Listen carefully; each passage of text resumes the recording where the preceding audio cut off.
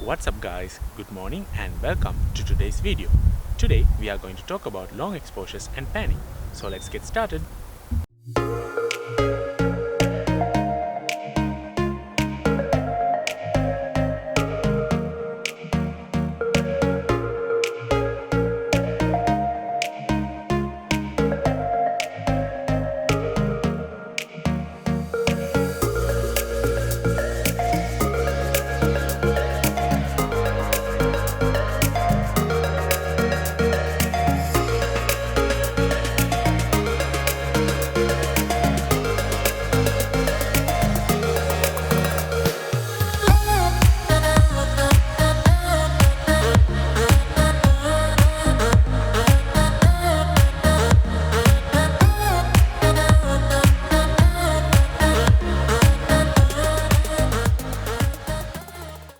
Okay guys, so what is a long exposure? A long exposure is a moment of time captured in a photograph. This is basically done by leaving your mirror open for a specific period of time so that your sensor can record whatever is happening during that time into your photograph. There are many different types of photos that can be taken using this technique. For example, you can capture light trails, moving clouds, and to get the smooth effect when you are photographing water bodies and waterfalls or rivers, and also it is used in astrophotography. Hey guys, so I realized during post that I forgot to mention this. The next few photographs that you are about to see belong to my friend Sachin Fernando, who is an amazing photographer, especially when it comes to long exposures. So I will link his account down below. Go check him out and enjoy the next few photographs.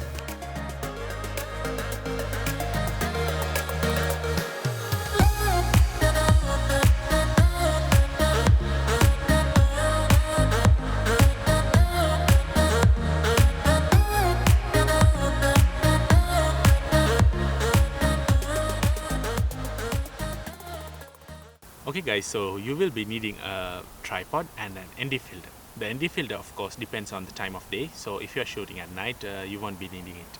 But for example, if you are shooting a waterfall and it's during daytime but you still want to get that smooth effect, you will need an ND filter. Even closing the aperture won't be enough if you have bright sunlight at your location.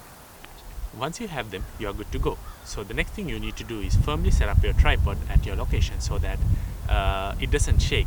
If your tripod shakes, it will ruin your image. So make sure it's stable, get a good strong sturdy tripod and set it up. Then if depending on the time of day, if you need the ND filter, put it onto your lens and then choose your shutter speed. Once that's done, make sure your exposure is well balanced using your other settings, and enable your self timer. This is done to prevent the camera from shaking when you are pressing that shutter button. So once you enable self timer, make sure you focus on your subject and press that timer and wait for the camera to do its thing. Okay guys, so I realized that I didn't quite explain how to pick your shutter speed. So the main thing you should know is that the longer your shutter stays open, which means that you have picked a slower shutter speed, the more details that are captured into your image. For example, if you are shooting a waterfall, the water flow will be more smoother.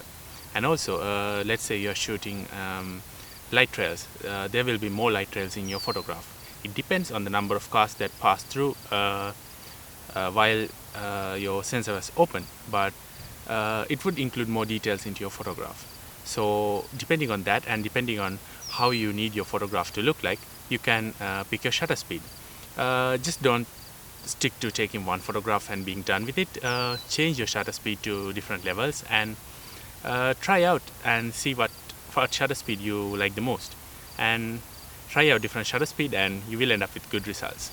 So next up, panning. Panning means choosing a slower shutter speed and photographing a moving object handheld. This is done so that you can keep your moving object sharp while getting some motion blur into your image so that it looks dope. Here are some examples. I showed this to you in an earlier video too, so you can see some photographs right here. So the basic things that you should know is that you look through your viewfinder and keep your subject in the center, and when your subject is moving, move along with the subject while you are clicking the shutter so that your subject stays in frame, and as you are moving along with it, there will be no blur, and your background will have motion blur in it, which should make your image look cool. So always make sure that you do not move your camera up or down. For example, if your object is moving horizontally, move your camera horizontally too. Do not move it that way, and because it will cause the your subject to blur out as well.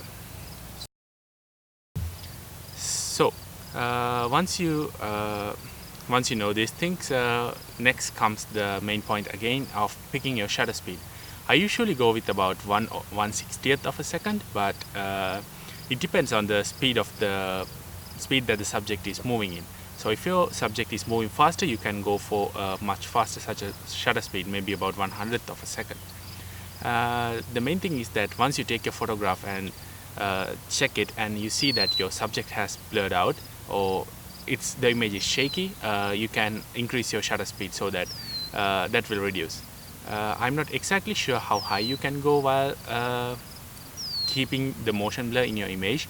I guess it would depend on the vehicle, movement of the vehicle or the subject, and how fast you move your camera. But 1/100th of a second, or even 1/120th of a second should do it. So experiment with your shutter speed and try getting some photographs. You may notice that at first your images may not look crispy and sharp, but with practice your hand will get more steady and you can get better photographs. So practice and try different shutter speeds and shoot and see how it goes. Okay guys, so basically that's it for long exposures and panning. I did forget to mention that it would be great if you had an ND filter when you're panning, because when you lower your shutter speed, obviously there will be more light in your photograph. So you can actually compensate for that by closing your aperture, but it would be easier for you if you had an ND filter with you. So basically that's it for today guys. I hope you enjoyed the video and I hope you gained something from it. Tell me in the comments if you try this out, and tell me how your pictures turn out.